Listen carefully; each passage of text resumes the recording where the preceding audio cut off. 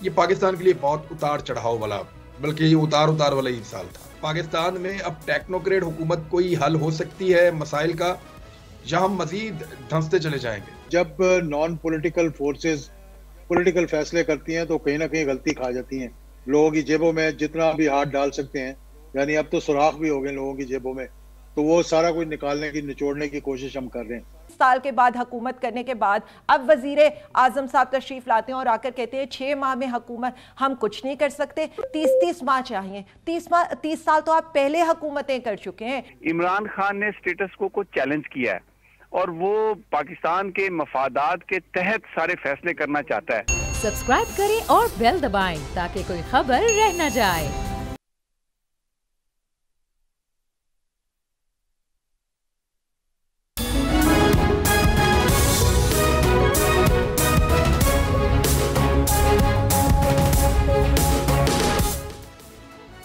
बिस्मिल्लाहिर्रहमानिर्रहीम, अस्सलाम वालेकुम नाज़रीन, आप बोल न्यूज़ देख रहे हैं। मैं इमरान रियाज खान हूँ। टेक्नोक्रेट हुकूमत की बातें हम सुन रहे हैं। 2022 से गुजर गया है, अब आखिरी दिन एक दो बाकी हैं। और 2022 ने हमारे साथ क्या कुछ किया, पाकिस्तान के साथ क्या कुछ किया। पाकिस्तान के एक मायानाज सहाफ़ी अरशद शरीफ भी शहीद हो गए इसी साल में। बहुत सारी तल्ख यादें छोड़कर जा रहा है ये साल, बहुत सारे हवालों से, पाकिस्तान की मईशत के हवाले से। पाकिस्तान में महंगाई के तमाम रिकॉर्ड टूटे हैं। पाकिस्तान की तारीख का सबसे बड़ा हुकूमती इत्तेहाद बना है और उसको तायीद भी हासिल रही पाकिस्तान के 90% मीडिया की। उसके अलावा उसको एस्टेब्लिशमेंट की तायीद भी हासिल रही इस इत्तेहाद को। ये पाकिस्तान के लिए बहुत उतार चढ़ाव वाला, बल्कि ये उतार उतार वाला ही साल था। चढ़ाव तो इसमें हमने देखा ही नहीं। हर चीज़ जो है वो डूबती चली गई है और लगातार ये सिलसिला जारी है। जनवरी के पहले हफ्ते में हमने यूएई के बैंकों के $1 अरब से ज़्यादा वापस करने हैं। और हमसे बहुत छोटे छोटे मुल्क हैं जिनकी चंद लाख की आबादी है, वो ममालिक भी जब पैसे के बारे में उनसे बात करें तो वो अरबों डॉलर जो है उनके ऊपर नीचे हो जाते हैं हर महीने। और हमें $1 अरब देने के लिए 22 करोड़ से ज़्यादा आबादी वाला मुल्क है। हमें मुसीबत बनी हुई है। और इस वक्त इकॉनमी की जो बदतरीन सूरत हाल है, वो पाकिस्तान की तारीख के अंदर इकोनॉमिस्ट ने कभी भी इस तरह की सूरत हाल महसूस नहीं की। फिर इसको निकलने के लिए फिर गैर जमहूरी रास्ते इख्तियार किए जा रहे हैं, क्योंकि गैर जमहूरी रास्तों से जिनसे अवाम भी नाराज़ हुई, उनकी वजह से पाकिस्तान, बहुत सारे लोगों का मानना है कि यहाँ तक पहुँचा है।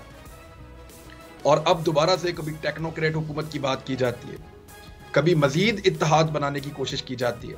मेहमानों का तारुफ करवाता हूँ, हम बातचीत का उन्हीं से आगाज़। एजाजुल हक साहब मौजूद हैं, सीनियर पॉलिटिशियन हैं। समी इब्राहिम साहब मौजूद हैं, सीनियर एनालिस्ट हैं। और पाकिस्तान तहरीक इंसाफ से आलिया हमजा साहबा हमारे साथ आज के प्रोग्राम में मौजूद है। सबसे पहले एजाजुल हक साहब, आप बताइए कि ये टेक्नोक्रेट की कोई गुंजाइश आईन के अंदर तो नहीं है, लेकिन क्या कोई माशी इमरजेंसी लगा के अगर कोई 2.5-3 साल के लिए कोई हुकूमत बनाने की कोशिश की जाए? अव्वल तो इसके ऊपर कोई सॉलिड इंफॉर्मेशन अभी तक मौजूद नहीं है, लेकिन मुख्तलिफ सोर्सेज क्लेम कर रहे हैं। कुछ लोगों को बुलवाकर मुलाकातें भी की गई हैं। तो क्या पाकिस्तान में अब टेक्नोक्रेट हुकूमत कोई हल हो सकती है मसाइल का, या हम मजीद धंसते चले जाएंगे?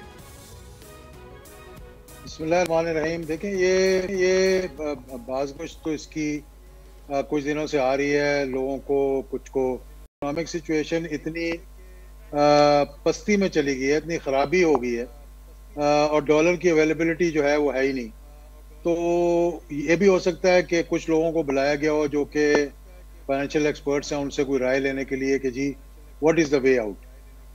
लेकिन जब नॉन पॉलिटिकल फोर्सेस पॉलिटिकल फैसले करती हैं तो कहीं ना कहीं गलती खा जाती हैं, क्योंकि उन्होंने कोई पॉलिटिकल इनपुट तो लेना नहीं होता। जैसे कि रजीम चेंज के वक्त हुआ था, उस वक्त भी एक गलती हुई थी जिसका एतराफ़ जिस तरह के परवेज़ मुशर्रफ साहब ने कर लिया था कि मैंने एनआरओ देख के सबसे बड़ी गलती की अपने करियर की, यानी सियासत में।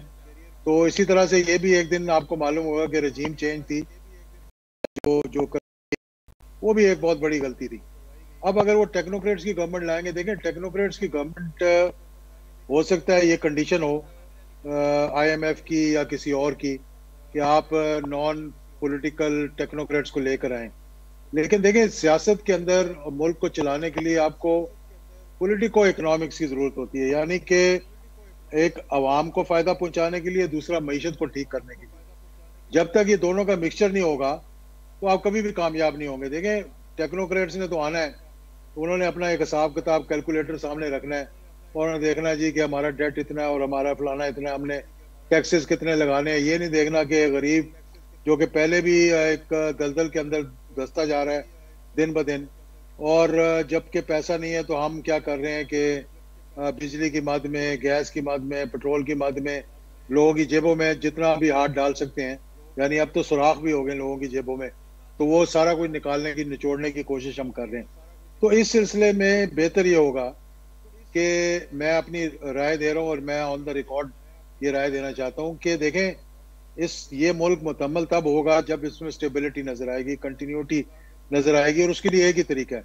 आप टेक्नोक्रेट्स की हुकूमत ले आएंगे तो लोग कहेंगे जी साल के लिए आ गए, फिर आप कहेंगे चलो हम 2 साल के लिए ले आए, लेकिन फिर भी एक अनसर्टेनिटी रहेगी कि इसके बाद क्या होना है। तो बेहतर है कि इलेक्शंस करवा दें, जान छोड़ दें। एक जो आप कह रहे हैं कि हम सब ये कह रहे हैं कि हम ए पॉलिटिकल हैं, तो एक ए पॉलिटिकल रहते हुए एक transparent, free and fair elections करवा दें, जिसको भी मैंडेट मिलेगा। हम नहीं कह रहे कि किसको मैंडेट मिलना चाहिए। माशाल्लाह पाकिस्तान की 13 जमातों का एक गुलदस्ता बना हुआ है। लाजमी बात है, इनके असर और रसूख है, इन्होंने 35-40 साल से ये सियासत के अंदर हैं। इनकी अब 3rd जनरेशन जो है वो सियासत में आ चुकी है और बाकी भी तैयारी करके बैठे हुए हैं। तो हल यही है। तो अगर किसी एक शख्स का रास्ता रोकने के लिए आप कभी टेक्नोक्रेट्स का सोच रहे हैं, कभी 1 साल की एक्सटेंशन का सोच रहे हैं, मतलब कि इलेक्शंस को डिले कर दिया जाए, इमरजेंसी लगाने का सोच रहे हैं, तो ये सोच आपको मजीद मुश्किलात का सामना आपको करना पड़ेगा। तो मैं ये राय दूंगा कि इन तमाम चीज़ों को मद्देनजर रखते हुए जो इकोनॉमिक हालात हैं, इमरान साहब आपसे ज़्यादा कोई नहीं जानता और दीगर लोग भी जानते हैं, समी इब्राहिम साहब भी जानते हैं। मैं भी बहुत कुछ इस पे कह सकता हूँ कि क्या हालात जा रहे हैं इस वक्त और क्या हमारी पोजीशन है, लेकिन सोचने वालों को चाहिए कि वो ज़रा अपनी मुस्बत सोच के साथ और एक क्लियर हेडेड होकर मुल्क के मुस्तकबिल के लिए सोचें, क्योंकि अपने से बालातर सब हैं, मुल्क से बालातर कुछ नहीं। समी भाई, यही आप बताइए कि यानी इसका हल क्या है? क्या इसको एक हल के तौर पे देखा जा रहा है या ये कोई डिमांड है कि टेक्नोक्रेट्स आएंगे? कुछ लोग अब इसके इशारे भी दे रहे हैं, इस्लामाबाद के अंदर ये बहुत बातचीत हो भी रही है, लेकिन है कि एक्चुअली इनपुट लेना मकसद है कि पता किया जाए कि अब जो इकोनॉमी की सूरत हाल है इसमें से अगर अब निकलना है तो कैसे निकलना है। तो ये इसलिए मीटिंग्स हुई हैं और टेक्नोक्रेट की सिर्फ बात आ गई है मार्केट में।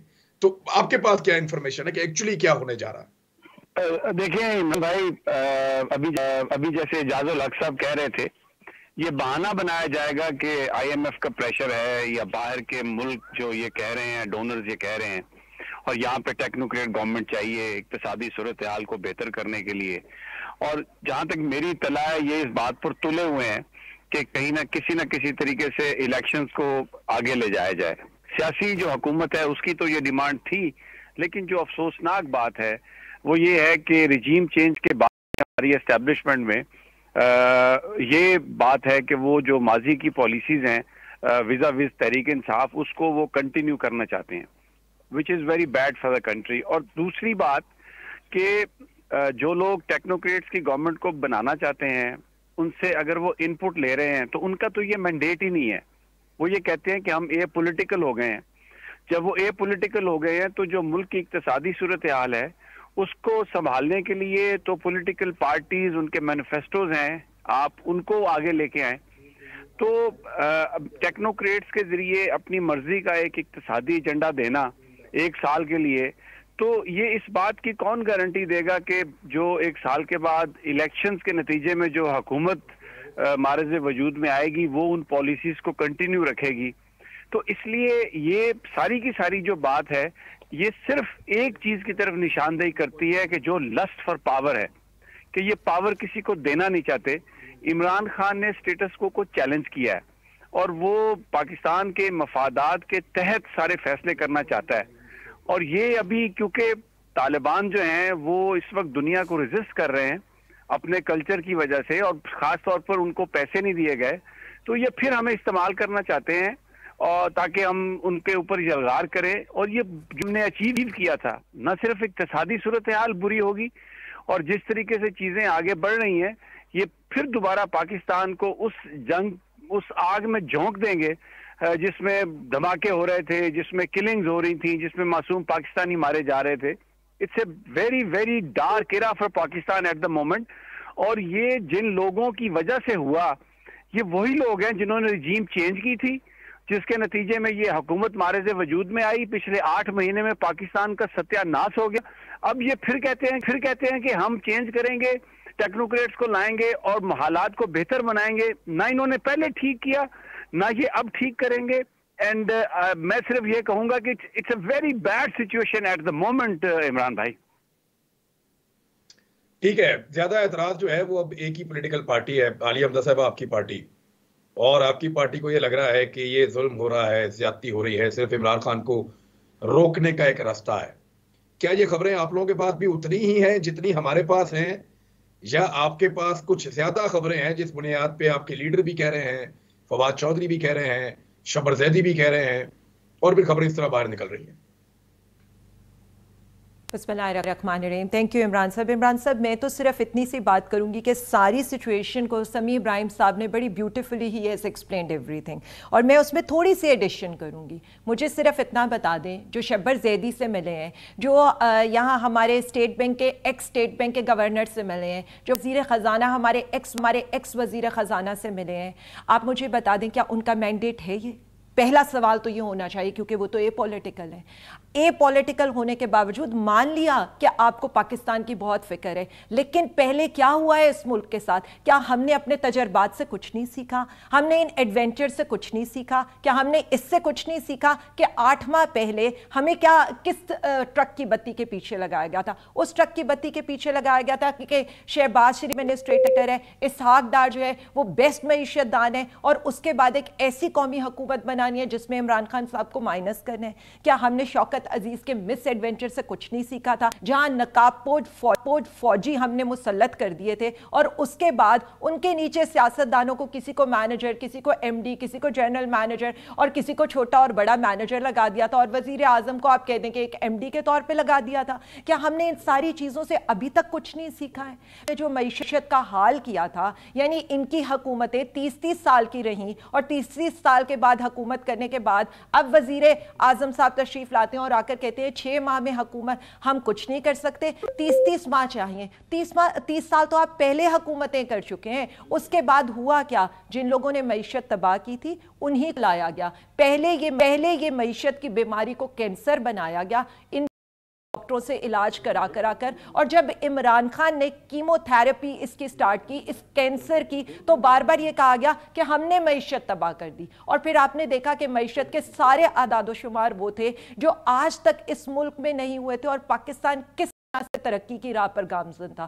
फिर सारी चीज को लपेटा गया, और फिर ये कहा गया नहीं, आप तो वड्डे हाजी साहब को ये पसंद नहीं आ रहा, अब हमने इस मईशत का इलाज जो है, इस कैंसर का इलाज वो करवाना है इसहाक डार जैसे हकीम की फक्की से। तो मैं सिर्फ इतना बता दूं, ये मुल्क तजर्बा गाह नहीं है, इसको मत तजर्बा गाह। इमरान खान से ब्रेक लेने का कह रहे हैं, मैं एक ब्रेक लेके वापस आता हूं, बात आगे बढ़ा। इसहाक डार साहब के बारे में तो हमें अच्छी तरह याद है कि जो साबिक आर्मी चीफ थे जनरल कमर जावेद बाजवा, अगर वो पाकिस्तान की मईशत की तबाही के लिए किसी एक शख्स को जिम्मेदार समझते थे तो वो इसहाक डार को समझते थे।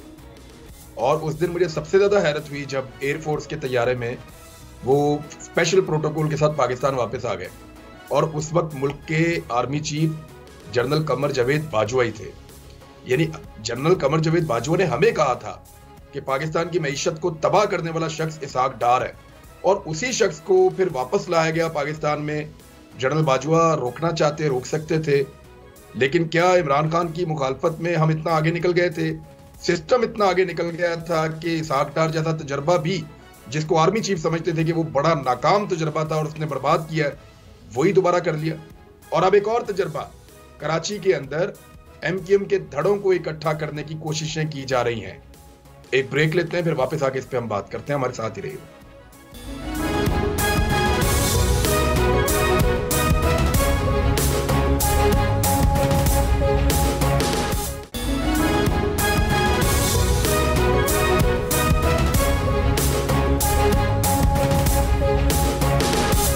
वेलकम बैक नाजरीन।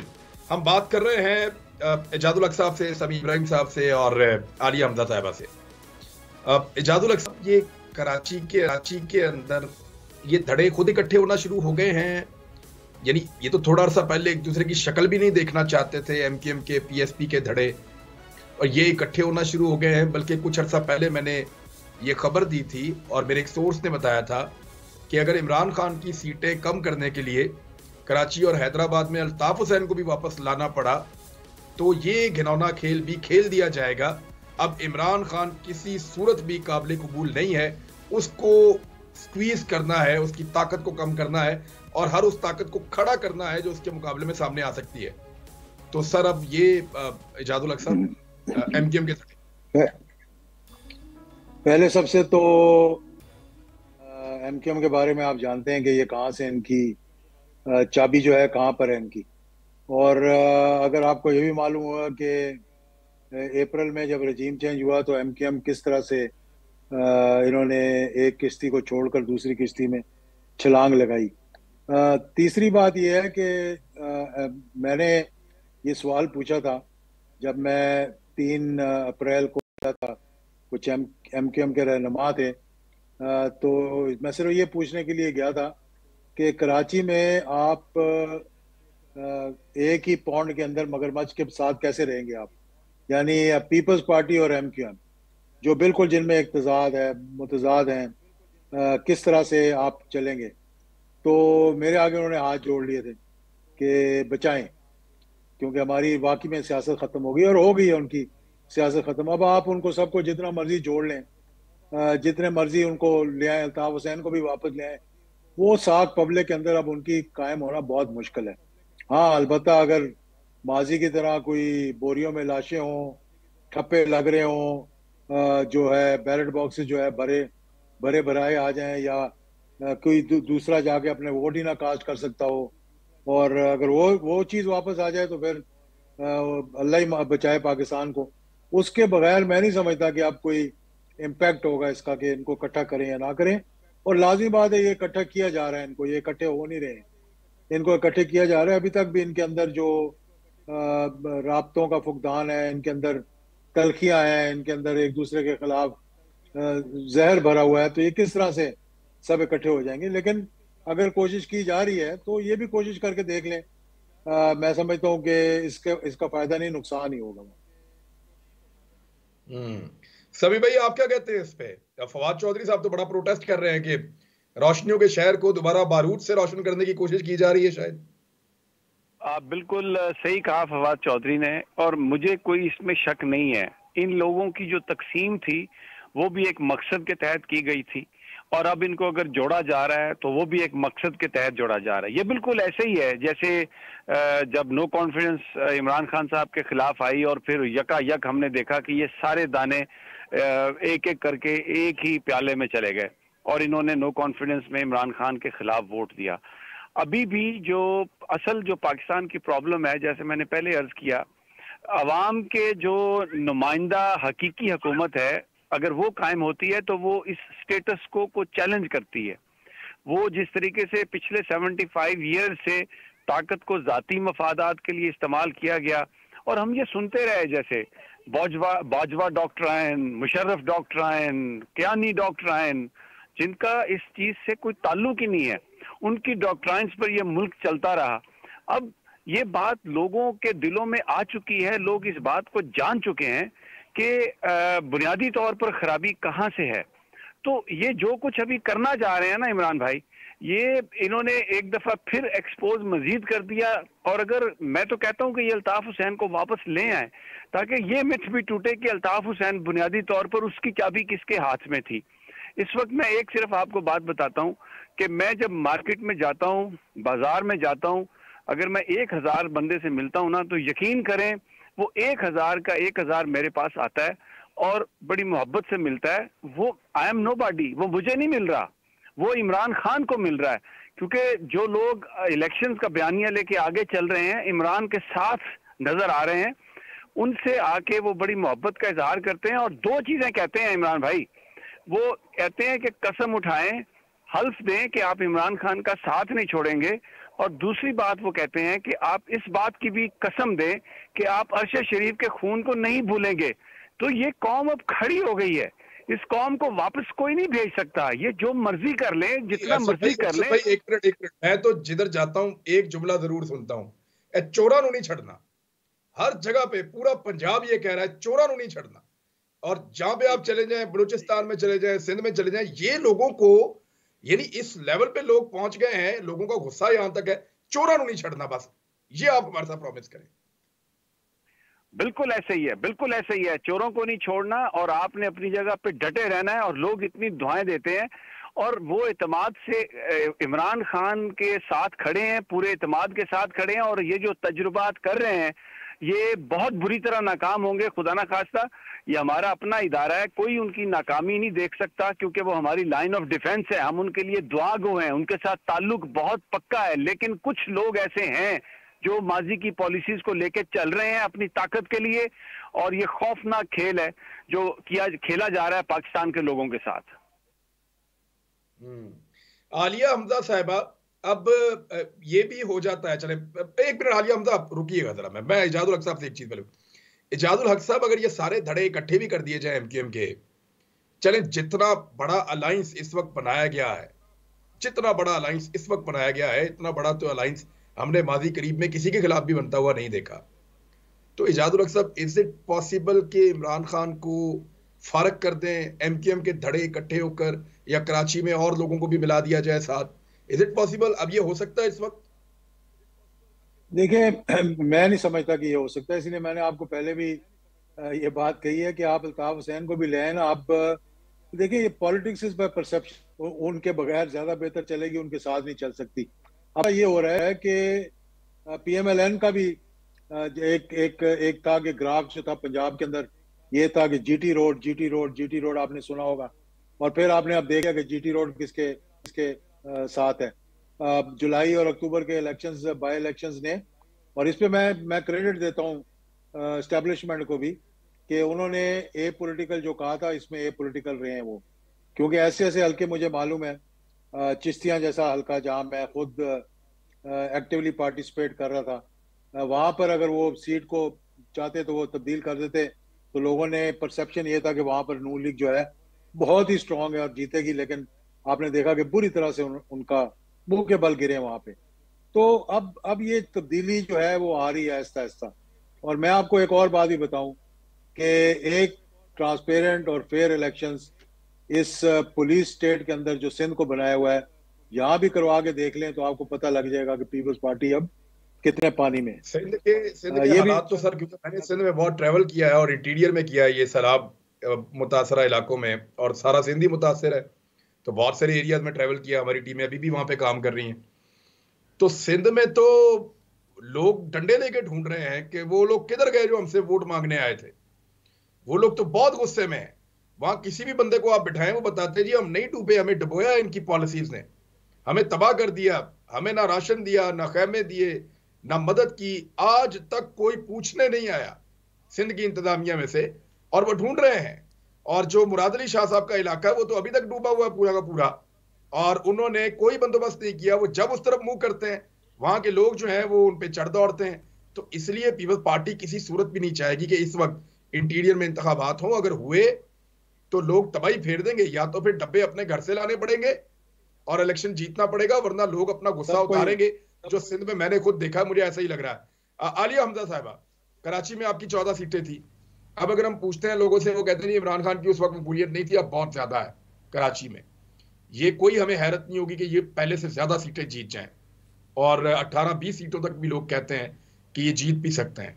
लेकिन बंदोबस्त किया जा रहा है आपका कराची में। अच्छा, सबसे पहले तो इमरान साहब मैं बताऊं, ये चाहे आप निगरान हुकूमत की बात करें, टेक्नोक्रेट हुकूमत की, चाहे आप ये एमक्यूएम के जो और पीएसपी का जो मिलाप है आप इसकी बात कर लें, मकसद सिर्फ एक है कि इमरान खान इनसे संभाला नहीं जा रहा और उसको रोकना है।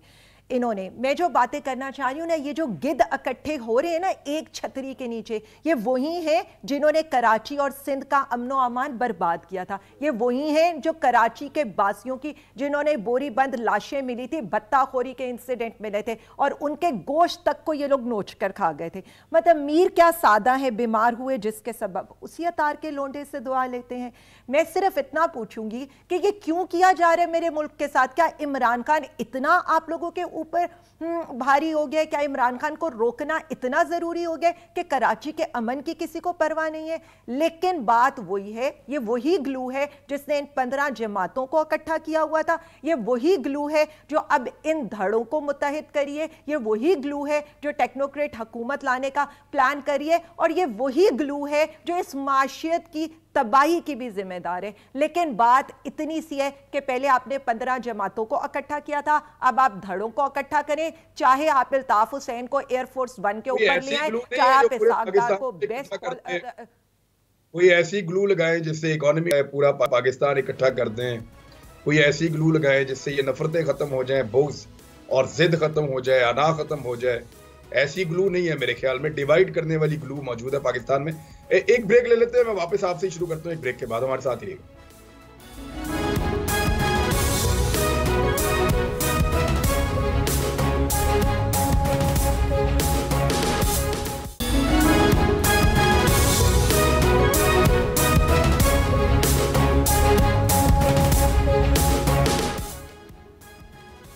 वेलकम बैक नाजरीन। आलिया हमजा साहिबा, 2022 से आपकी पॉलिटिकल पार्टी के लिए तो बहुत बहुत बुरा रहा और अब ये साल खत्म हो रहा है। आपके ख्याल में इस साल की सबसे तल्ख चीज क्या थी, यानी आप लोगों के नजदीक? सबसे पहले तो मैं 1 मिनट में सिर्फ बता दूं, ये ग्लू जो है ना, ये ग्लू ख़त्म हो सकती है अवाम से। इस वक्त सिर्फ रियासत अगर ये सोचे कि अवाम का फैसला क्या है ना, तो नफरतें भी ख़त्म हो जाएंगी और इस मुल्क को एक सोल्यूशन भी मिल जाएगा। अब मैं आपको बताऊं कि इस साल की जो सबसे ज़्यादा तकलीफ दे रात थी, वो 9 अप्रैल की रात थी, जो स्याह दौर के तौर पर लिखी जाएगी जब मौरिख हिस्ट्री लिख रहा होगा ना। क्योंकि जब मेरा लीडर एक डायरी लेकर निकला था ना वजीर आजम हाउस से, तो उससे सिर्फ इतना कहा था कहीं कोई रह तो नहीं गया। तो फिर वक्त ने बताया और इन 8 महीनों ने बताया, वो लोग, पूरा सिस्टम उसने एक्सपोज कर दिया अवाम के सामने। और हर गुजरते दिन के साथ मुझे लगता है हर नया बंदा एक्सपोज हो रहा है जो इस मुल्क के खिलाफ था, जो इस मुल्क की मईशत के खिलाफ था, जिसका हिस्सा था इस मुल्क की तबाही में। यानी 70 सालों के अंदर जो लोग हमारी मोहब्बत थे, जिनको हम वो जिसे कहना अब तो वाकई दिल चाहता है कि मुतालिया पाकिस्तान की या किताबों को फाड़ दें या मुतालिया पाकिस्तान की किताबों को दोबारा लिखना शुरू कर दें। क्योंकि प्लीज हम नहीं चाहते कि हमारी आने वाली जनरेशन को गलत फिगर्स देके गलत तारीख पढ़ाई जाए। बात सिर्फ इतनी है, अवाम मोहब्बत करती है, अवाम उन लोगों से आज भी मोहब्बत करती है जो जानों का नजराना देते हैं इन सरहदों के ऊपर। वही वाली बात है, हमें सिर्फ जो ग्रीवियंसेस हैं वो इदारे में बैठे कुछ उन लोगों से जिनके पर्सनल मफादात हैं, उन लोगों से जो 6 सालों में 12 अरब इस मुल्क का लूट के ले गए, उन लोगों से हैं जिन्होंने इमरान खान साहब के ऊपर सहूलत कर रहे हैं कातलाना हमले में, उन लोगों से जो आजम सवाती के अगेंस्ट 45 FIR उनको हब्से बेजाब में रखने, एक 75 साल बूढ़े शख्स को अगवा करके कोयटा और कचलाक जेल ले जाने वाले, उन लोगों से जो डॉक्टर शहबाज गिल के साथ नाजेबा हरकत करने वालों से। मैं खुदारा, पाकिस्तानी एक बहुत ही प्यारी कौम है और हम जैसे लोग, मतलब हम तो इनकी मोहब्बत में रेजोल्यूशन दिया करते थे। वो लोग जो इनके ऊपर कमेंट करते थे, हम 5th जनरेशन वॉर लड़ते थे, हम आज भी उस इदारे से, उसमें रहने वाले लोगों से जिन्होंने खूनों के नजराने दिए, उनसे मोहब्बत करते हैं। पाकिस्तानी कौम का एतमाद बहाल होना चाहिए, क्योंकि ये वही होगा जो दुश्मन चाहेगा और हम कभी नहीं चाहते कि दुश्मन के एजेंडा के ऊपर कहीं भी काम किया जाए। मईशत तभी बहाल होगी जब पॉलिटिकल स्टेबिलिटी होगी, और पॉलिटिकल स्टेबिलिटी तब होगी जब आप अवाम की आवाज़ सुनेंगे। और अवाम की आवाज़ यही है कि आप जल्द अज जल्द इलेक्शन लाएं, एक ऐसी हुकूमत लाएं जिसे अवामी तायीद हासिल हो, जिसके पीछे अवाम खड़ी हो, ताकि वो IMF से भी डील कर सके, ताकि वो जाकर UAE, सऊदिया, चाइना से भी बात कर सके, ताकि वो रशिया से सस्ता तेल भी ला सके। तो मैं सिर्फ इतना बता दूं कि ये जो 8 महीने हैं ना, मेरे ख्याल में हर वतन से मोहब्बत करने वाले के लिए, हर पाकिस्तानी के लिए बहुत ही मुश्किल दिन थे, और अवाम के लिए तो मुश्किलात का एक समंदर लेकर आए। यानी 12% की महंगाई पर जो लोग महंगाई मुकाओ मार्च कर रहे थे ना, आज अवाम मुकाओ मार्च 36% तक पहुंच गए, जो वीकली आपका WPIR है। बिल्कुल इसी तरह से जो सनतें हम लगाकर गए थे, IT की सनत देख लें, टेक्सटाइल्स की सनतें देख लें, ऑटोमोबाइल्स देख लें, फार्मास्यूटिकल देख लें, मोबाइल मैन्युफैक्चरर्स देख लें, आज सारा कुछ बंद हो रहा है। कौन सी ऐसी इंडस्ट्री है जो, मैं सिर्फ इतना कहूं, रोज एक खबर नहीं आती कि कोई इंडस्ट्री रह तो नहीं गई जो बंद ना हुई हो। कोई ऐसी चीज इस मुल्क में, कोई अच्छी खबर को हम तरसते हैं। मुझे आज तक याद है, फर्स्ट डेट आती थी एक मंथ की तो हम एक्सपोर्ट के फिगर्स देते थे, पिछले महीने से इतनी एक्सपोर्ट्स बढ़ गई हैं, इतने रिमिटेंसेस में इजाफा हो गया, टैक्स कलेक्शन यहां पहुंच गई है। सूरत हाल ये है कि इस वक्त $12 अरब का आप वैसे नुकसान कर चुके हैं, $4 अरब आपके रिमिटेंसेस की मद में, एक्सपोर्ट की मद में कम हो चुके हैं, जो रोशन डिजिटल अकाउंट है उसकी मद में कम हो चुके हैं। आपके जो रिजर्व्स हैं उसमें तो हमारा, जिससे कह ले, $1 भी नहीं पड़ा हुआ। ये इस मुल्क के साथ जुल्म कर दिया, गैस के साथ बिजली की लोड शेडिंग हो रही है। कोई सनत आप देख लें, इंडस्ट्रियल जोन्स जो है वो बंद हो रहे हैं। अब इस वक्त आटे के लिए लाइनों में लगी हुई है। ये यहां पर इनसे डॉलर की, जिससे कह लें, स्मगलिंग नहीं रुक रही है, खाद की स्मगलिंग नहीं रुक रही है, आटे की स्मगलिंग नहीं रुक रही है। चीनी माफिया को ये फैसिलिटेट कर रहे हैं, और यहां पर चीनी महंगी हो रही है, चावल महंगे हो रहे हैं, दालें महंगी हो रही हैं, और इनको कोई एहसास नहीं है। बात सिर्फ इतनी है, अवाम रिलीफ चाहती है, जबकि यहाँ चोरों को रिलीफ मिल रहा है। हजवेरी के बंगले उनके हवाले हो रहे हैं, 50 करोड़ के उनके बैंक से जो उनके माफ हुए थे वो आज उनको वाजिबात दिए जा रहे हैं। मैं सिर्फ इतना कहूंगी, अवाम को रिलीफ दें, चोरों को रिलीफ ना दें। हुकूमतों का काम अवाम की भलाई करना होता है, और आज दहशतगर्द आपके इस्लामाबाद तक पहुंच गए, जिनको आपने अफगान बॉर्डर पर रोकना था, आप तो इमरान खान के पीछे लगे हुए थे। जी जादुल हक साहब, मैं आखिरी सवाल आपसे कि सर 2022 किस हवाले से पाकिस्तान के लिए, यानी मुझे तो तलखियां नजर आ रही हैं, आपको पॉजिटिव नेगेटिव क्या नजर आ रहा है 2022 में? बहुत ज्यादा है कि जनवरी से ही 2022 में इरादे पक्के हो चुके थे रजीम चेंज के लिए, और आहिस्ता आहिस्ता वो होता रहा। लेकिन दूसरी तरफ मैं समझता हूँ कि ये साल मईशत के हवाले से, मुल्क के हवाले से, पॉलिटिक्स के हवाले से था, लेकिन इसने, जैसे आपने PTI से अभी पूछा ना, उनसे उनके लिए क्या था, मैं समझता हूँ कि एक नई शऊर पैदा हुआ लोगों के अंदर। उन्होंने इन सारे अंडों को एक टोकरी में देख लिया कि ये बिल्कुल ही किसी काम के नहीं है। तो ये सारी चीजें पॉजिटिव भी हुई हैं नेगेटिविटी के साथ साथ, कि हमने एक बहुत बड़ा, हमें जो इंटरनेशनली आइसोलेट हुए हैं हम, उसके साथ साथ हमने, मईशत हमारी इतनी तबाहकुन हालत में कभी नहीं हुई माजी में, लेकिन इसके साथ साथ लोगों के अंदर एक शऊर आया, लोगों ने अपना जब मैंडेट, बिल्कुल ठीक है सर, मेरे पास वक्त हो गया। हम नाज़रीन हम करेंगे पूरे 2022 का जायजा लेंगे कि 2022 कैसा साल था, उसने क्या दिया हमें और क्या खो लिया हमसे, और परसों हम देखेंगे कि 2023 के लिए बड़े चैलेंजेस क्या है। अब तक के लिए इतना ही, अपना ख्याल रखिएगा, मुलाकात होती है कल। अल्लाह हाफिज।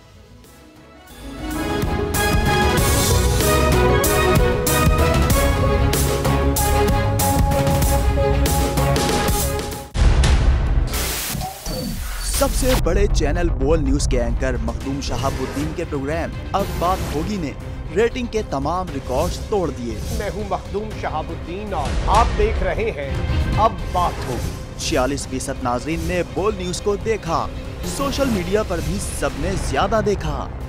सब्सक्राइब करें और बेल दबाएं ताकि कोई खबर रह न जाए।